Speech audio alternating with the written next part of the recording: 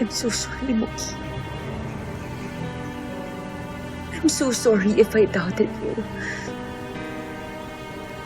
Sorry kung pinagbintangan kita.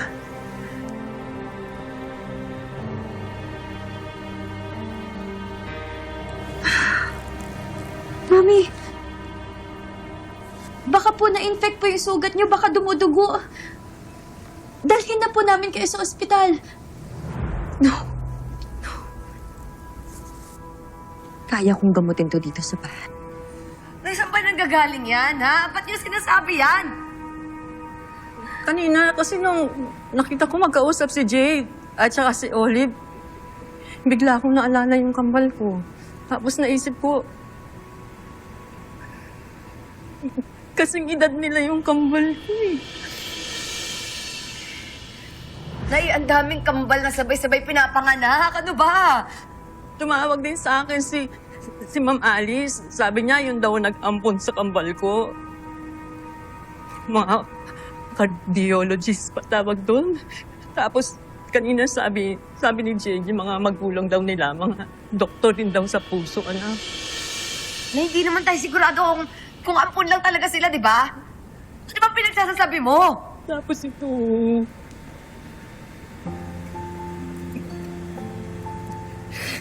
ito yung isa doon sa 2 kwintas na binigay ko doon sa kambal bago ko sila pinamigay.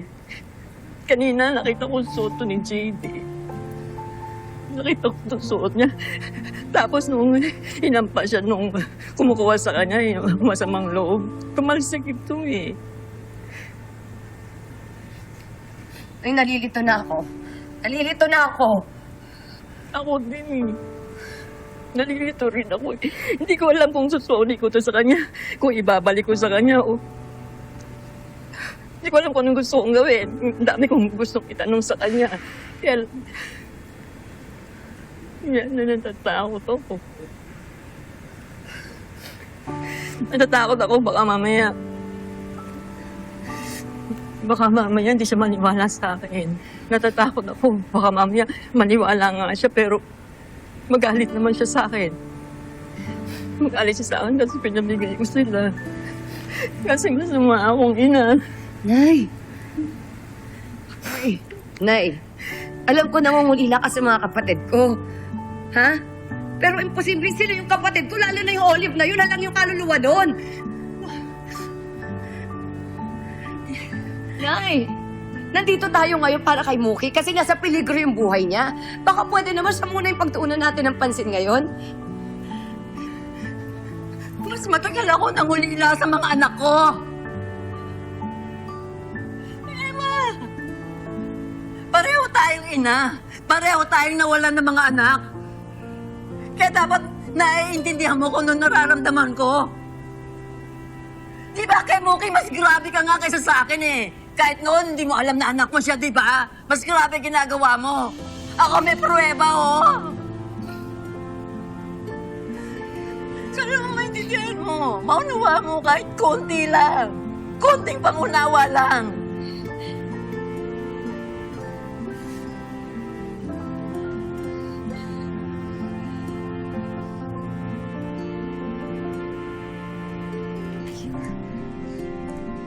Pero Mami, kailangan niyo po ng taong mag-aalaga sa inyo eh. Ako na lang po yung magiging doktor niyo. Just like the old times. Remember? Basta, huwag niyo lang po akong itatali ulit.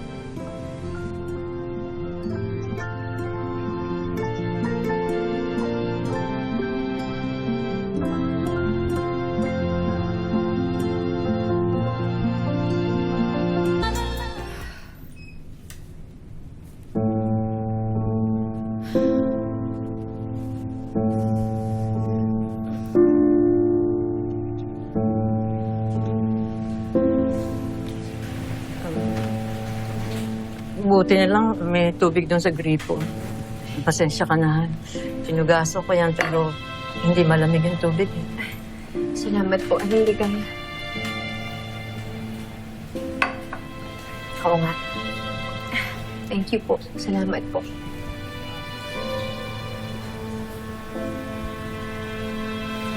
Aling Ligaya, ayos lang po ba kayo? Bakit parang kayo ata yung muntik makidnap?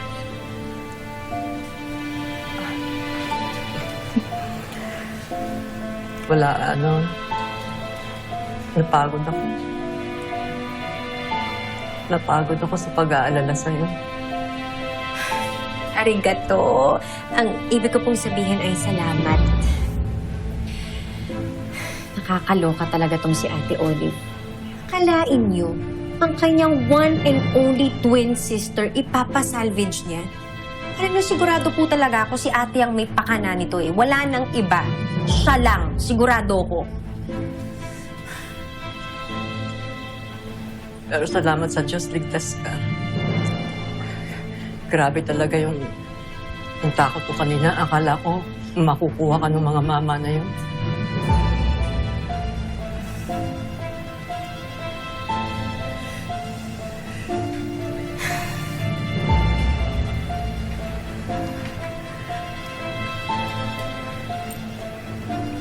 Tapos puti na lang. Napulot ko yun.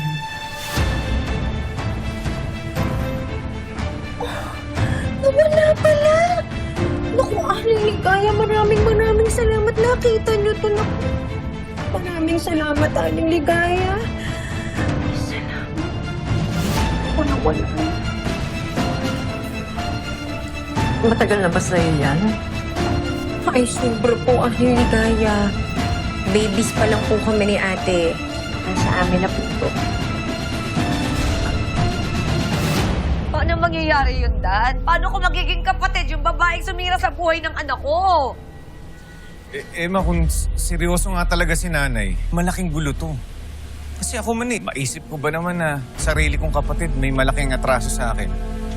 Talagang mag-aalala ako.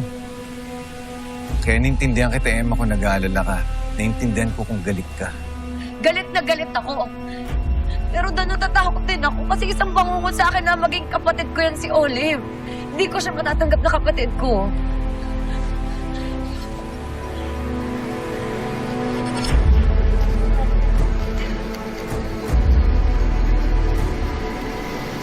Sino nagbigay sa inyo? Mga magulang ninyo? Ay, hindi po. Well, hindi na po sinabi sa amin ng mommy at daddy kung kanino to galing. Pero bago sila namatay, nag-grand reveal naman po sila. Sabi nila, galing daw po ito sa tunay naming magulang.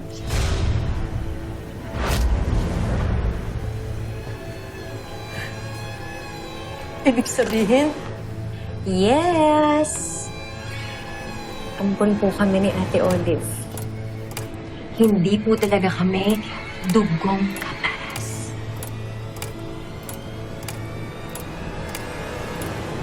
kung ganun, may kakilala kayong Virgie ang pangalan niya. Virgie Pineda. Parang wala po eh. Wala. Kakilala ko lang yun. Okay lang ba kayo, Aling Ligaya? Ay, oo. Matanong ko, anong taong kayo pinaampon? Ilang taong kayo ni Olive na? Ano na edad ninyo? Teka lang, Aling Ligaya. Hinay-hinay lang. Mahina ang kalaban. Hindi ko na po kasi talaga maalala kung ilang taong kami ni ate nung napunta kami kina mom at dad. Pero kung itatanong nyo kung ilang taon na kami ni Ate Olive, ito, Aling Ligaya, secret lang 40. 40 na kami ni ate. Halata pa.